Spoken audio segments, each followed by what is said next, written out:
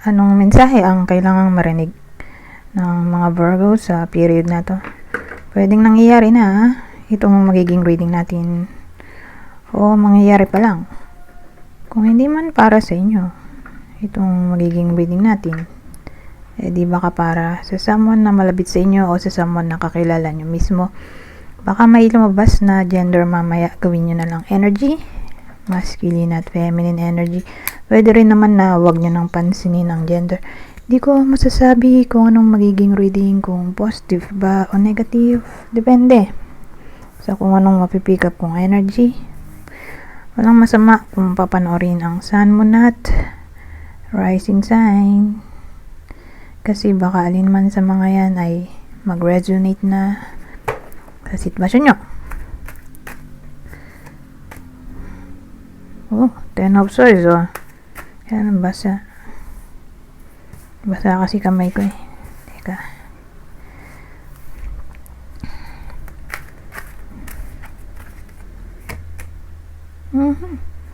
Four of swords. Ano yun? The Tower. Grabe rin yung picture dito, no?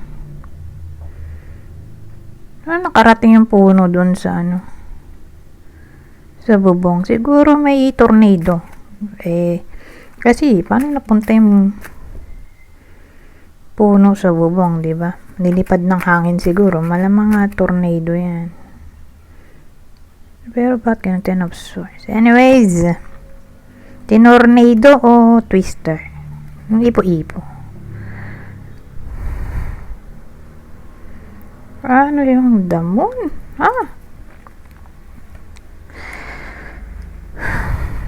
So, kinlarify ko na kung ano ba yung 10 of swords natin. So, yung 10 of swords may kinalaman daw sa damon. So, more like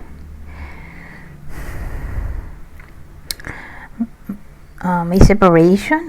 Maaring mangyari or conflict. Crisis, loss. Teka, maganda ko i-clarify din natin tintong damon. Ay, teka lang. Ito ba o yung isa? Gagamitin ko. Ito na nga lang. Para malaman natin kung relationship ba to. Ay, hindi. Yun na nga lang isa. Kung relationship ba to, career, friendship, diba? Pero may idea tayo. Kasi parang may betrayal, deception na maaaring nangyari dito. Betrayal, deception, backstabbing, dishonesty. Pero grabe, tumatakbo yung pala yung babae. May nangahabol sa kanya, sa dilim. Kaloka. Multo yata to, kulay itim siya. Ano ba yun? Kasi dito sa deck na to kang kakaiba may mga zombie. So again, alamin natin kung ano ba to. Ay, prison. Ano ba to? Prison. May prison dito.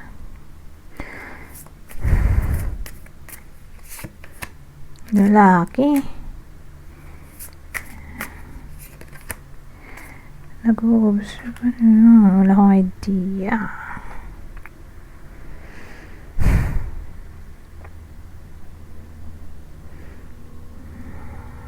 Basta meron tayong lalaki dito. Siya yung bida dito. Pag ganitong mature man, ayan, father. Or 40 patas ang edad. Siya yung lalaki sa kwentong to. At siya malamang yung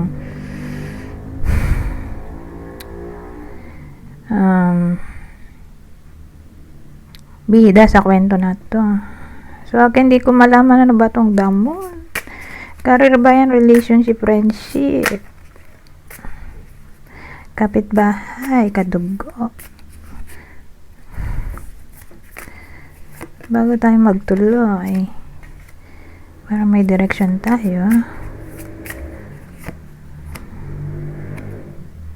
The house. Ito na, meron na akong pero tignan pa natin tong isa. Rose. Ay, may crossroads dito.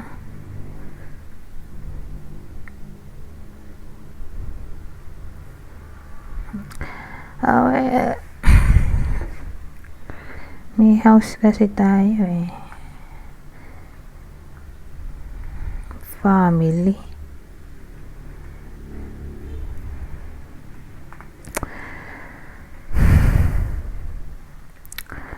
Well,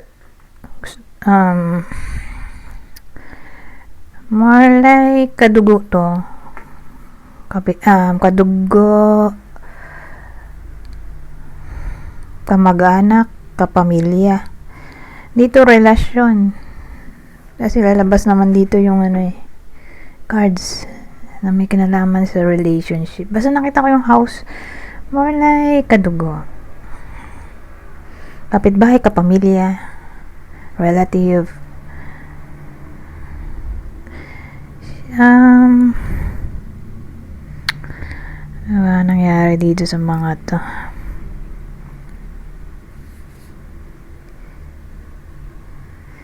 So, feeling stuck yung lalaki nga bida natin.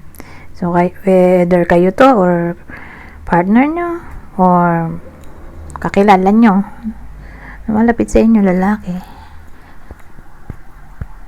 Basta may kapamilya siya na pasaway.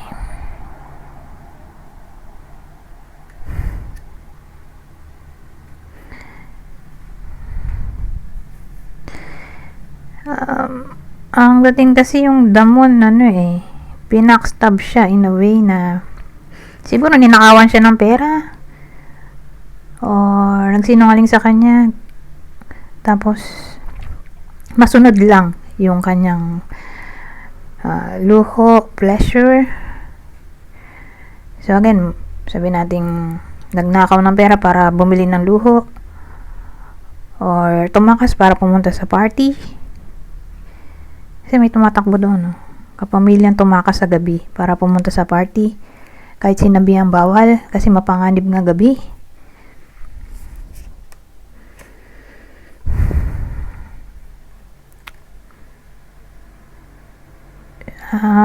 May nag-observe kasi dito Either nakita niya mismo nitong lalaking to or intuition niya na may ginagawang anomalya yung kapamilya niya, kadugo o relative sa kanya.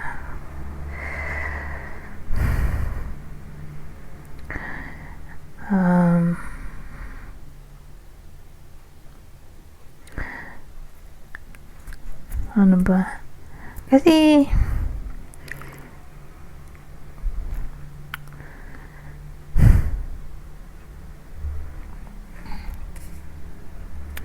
may crossroads tayo dito Babae yung kapamilya niya.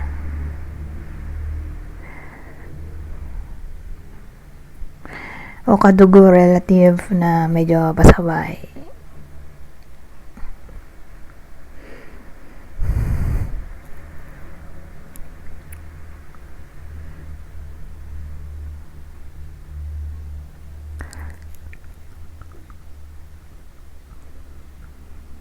O kapatid.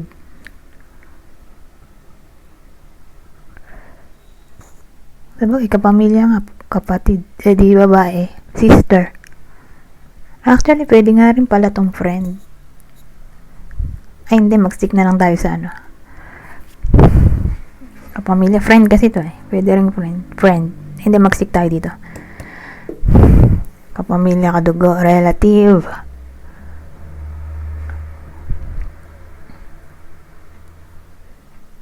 Kapitbahay nga rin to Pero again, ito ang una ko nakita. So, hindi tayo mag-stick. So again, babae, queen yun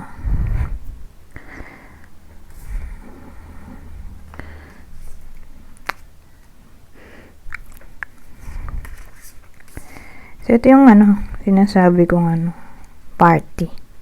Tumatakbo kasi.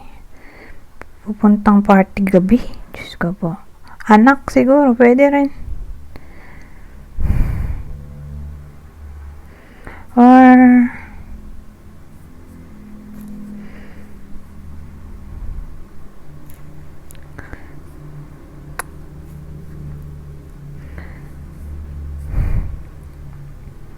Again, ang dating sa akin, kung dito tumakbo papuntang party ng gabi, tinakas niya yung pera, bumili sa internet, o nag-online shopping siguro. Ayun. Nagnakaw, parang ganun. Anyways,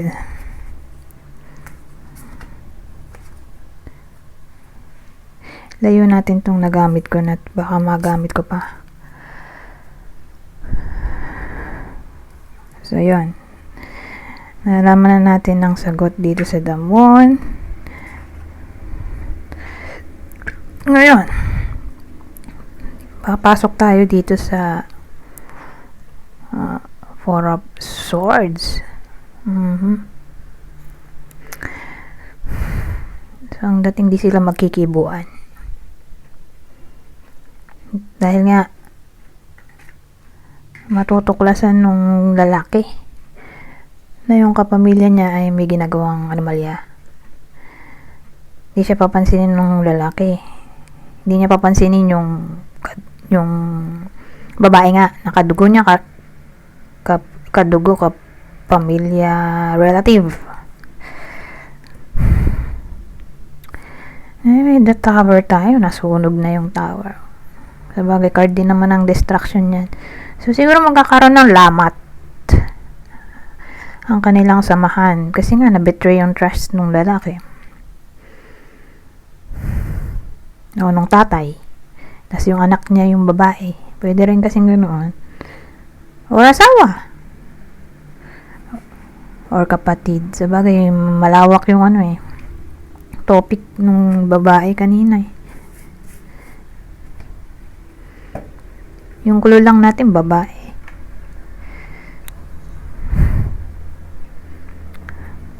Or maaring mag-away sila at hindi na magpansinan. Maghiwalay ng landas. Possible outcome dito sa the tower. Kasi yan ay card din ng chaos. Ito, crisis. Crisis din to. Again, destruction, disaster.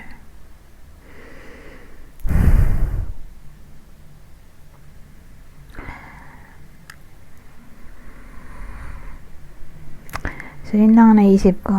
Yun yung possible outcome. Anyways,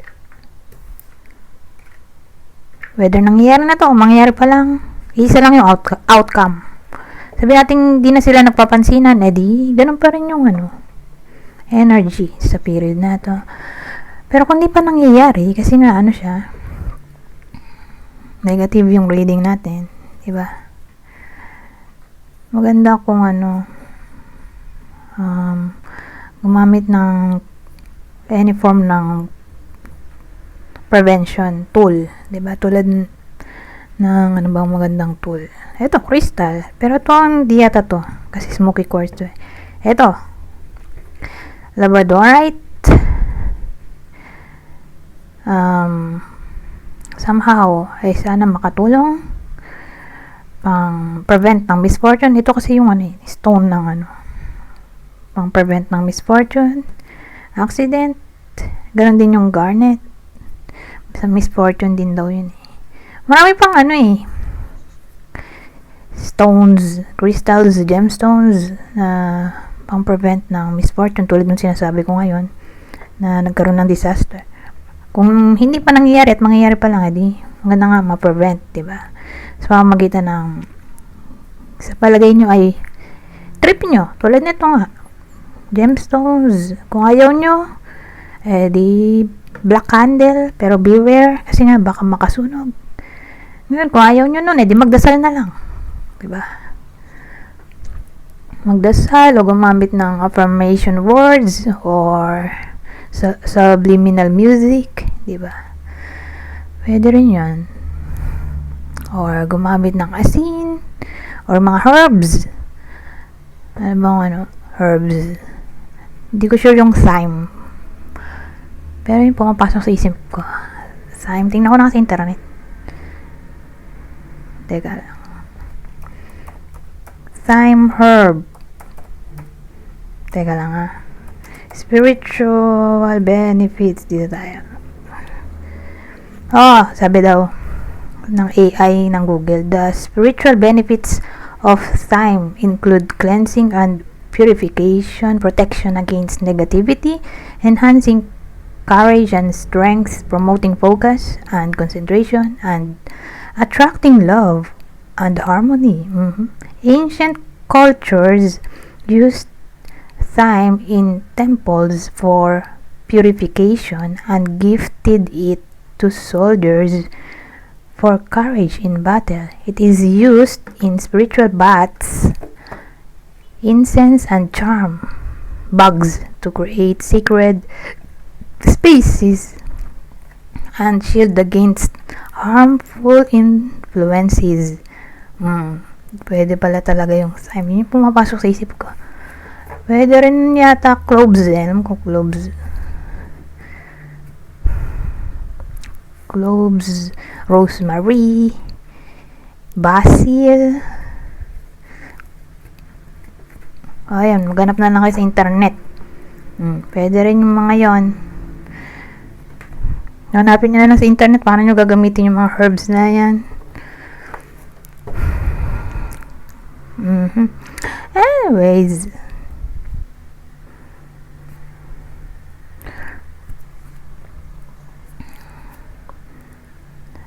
minutes, ano pa ba? Ito na lang. Punta tayo dito sa isang deck ko pa. Hindi ko na magagamit tong isang taro. Sa susunod na lang.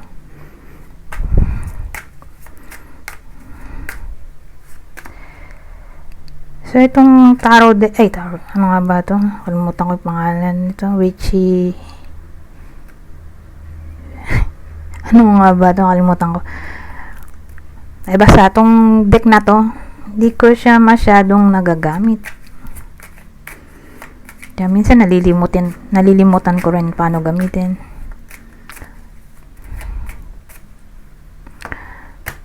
Kaya maganda yung na gagamit siya paminsan-minsan or else makakalimutan ko. Makakalimutan ko paano gamitin. Kaya minsan nalilito ako sa dami ng mga inaaral ko, nakakalimutan ko na rin. Kaya maganda talaga na pa-practice.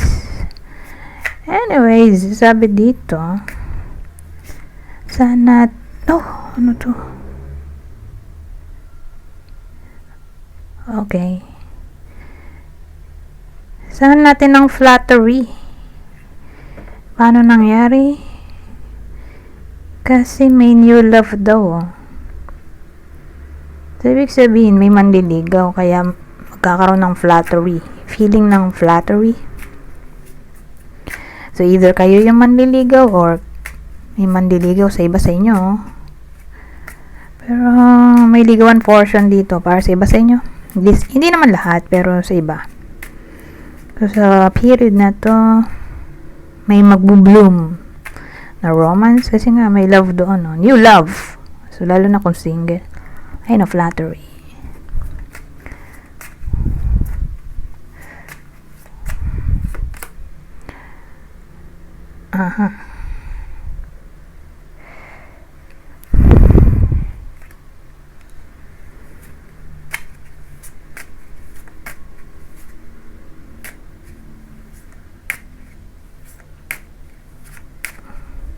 Pag na to.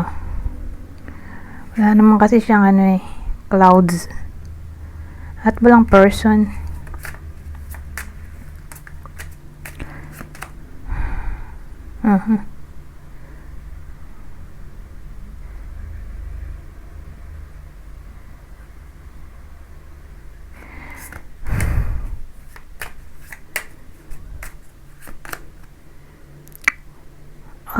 Well, ang dating dito, disappointment kasi to. So, saan ang galing yung disappointment? Baka may manakaw sa iba sa inyo na gamit or anything na pwedeng manakaw. Ngayon, pag nanakaw yun, hindi na mababalik, said to say. So, para nga maiwasan ng mga kung ano ng misfortune, hopefully, makatulong yung mga pinagsasabi kong preventive tools, 'di ba? Yung kanina mga binanggit ko, kasama to, labradorite, garnet, black candle, etc. Kasi baka may mawala.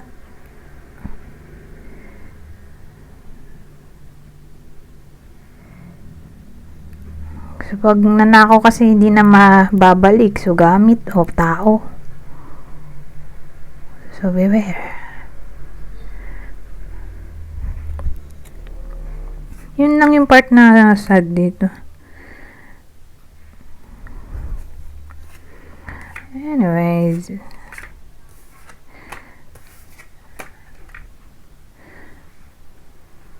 Since di pa naman nangyayari, di ba? Maganda na may awareness kaysa huli ng lahat. So, mag-ingat na lang. Ito ng last deck. Babasahin ko na lang para mabilis. Kunin nyo lang yung message na sa tingin nyo ay fit sa sitwasyon nyo. 3 cards lang ang kukunin ko para mabilis. So, madali naman siyang intindihin dahil basic English lang. Kaya babasahin ko na lang. Put yourself first. Loving yourself makes you more romantically attractive. Eto. You are enough. The person you are meant to be with will love you the way you are. You don't need to change.